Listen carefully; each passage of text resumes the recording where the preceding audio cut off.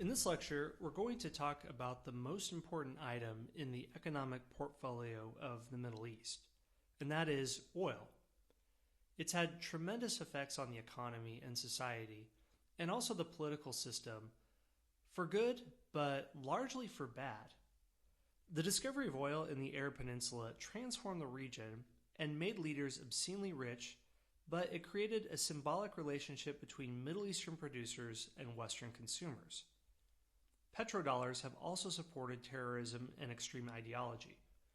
So after this lecture, you'll understand that you're intimately involved in this relationship every time you fill at the pump, whether you realize it or not. The presence of oil in the Middle East had been known for a long time, which is why Britain, when drawing the map of the Middle East following World War I, created the nation of Iraq, not because of any common ethnic identity, but because they could consolidate their oil holdings into one place. But the full extent of how much oil actually existed in the Middle East came about in 1944. In this year, a petroleum geologist named Everett de Goyler issued a report to the U.S. State Department. He said that the Middle East was sitting on at least 25 billion barrels of crude oil. But unofficially, he estimated that the true figure was close to 300 billion barrels. His team commented that the oil in this region is the greatest single prize in all of history. Because of this, no other single resource has fueled the Middle Eastern economy as much as oil, nor has any other created such a strong love-hate relationship between it and Western governments. The vast presence of oil led to the development of OPEC. With an explosive growth of petroleum use across the world in the last century, with automobiles, plastics, petroleums, and other uses in our industrialized economy, and the parallel discovery of vast oil deposits in the Middle East, foreign petroleum companies flooded into the region. In the early days, they only paid a small percentage of the oil proceeds to their host countries.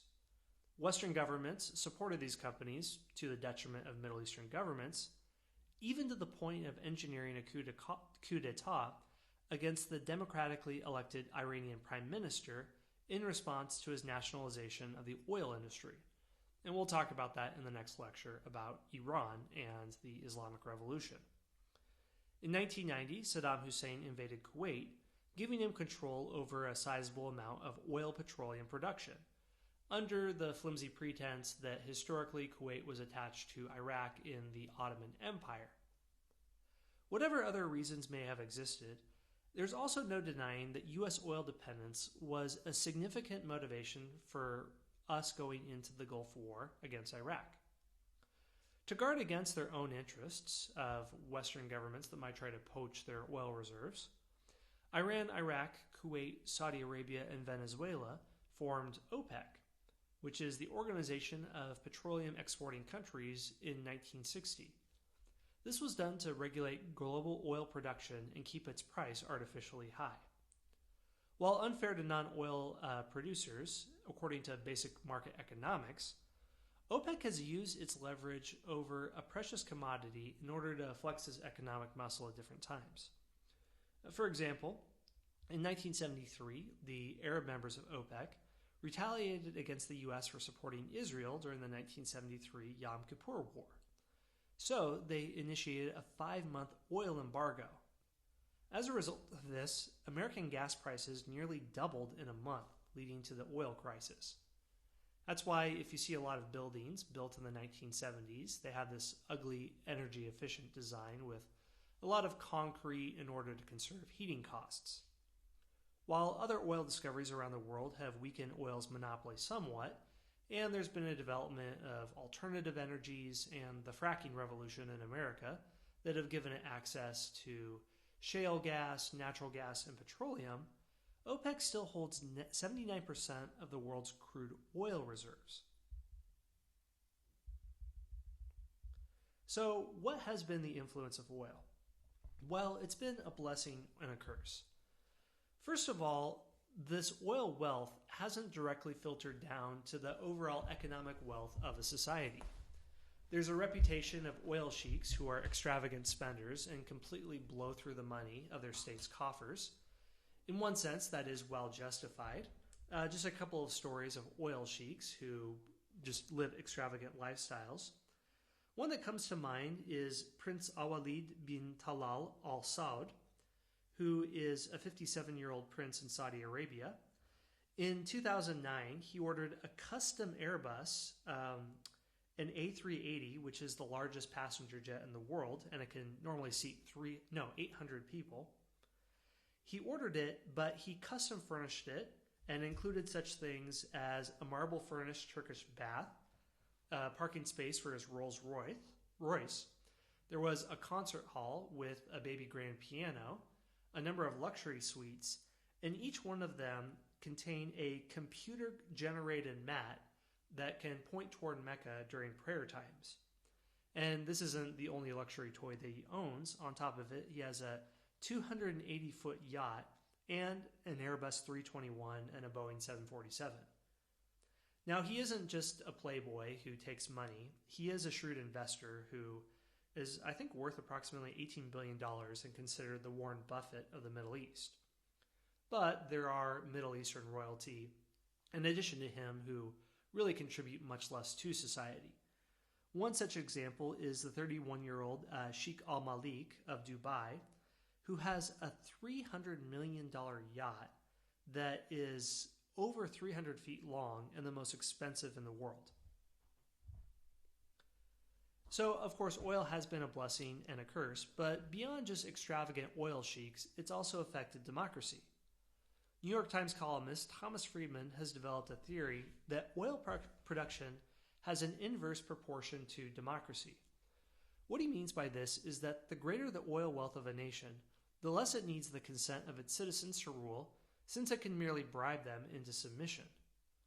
The oil wealth of Saudi Arabia, Iran, Iraq, and other Gulf states has allowed them to oppress their citizens' freedom despite heavy international sanctions and/or global marginalization. In Saudi Arabia, for example, its citizens receive a number of perks, so it's kind of a way for the Saudi royal family to buy off other parts of society. In Iran and Syria, gas is heavily subsidized. It's only about, I think, 60 or 70 cents per gallon approximately. For this reason, a number of trucking companies and bus companies in Turkey that used to go across the Syrian border before the civil war would fill up their tanks in Syria because it was so much less expensive.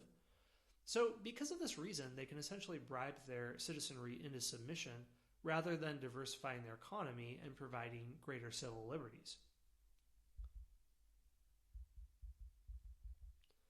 So oil revenues, are they good or for evil? Oil revenues also provide substantial support for highly controversial projects.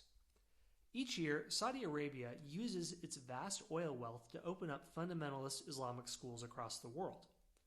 According to David E. Kaplan, since 1975, Saudi Arabia has spent $70 billion to spread Wahhabi Islam, which is a puritanical belief system that interprets Islamic texts in the most dogmatic way possible.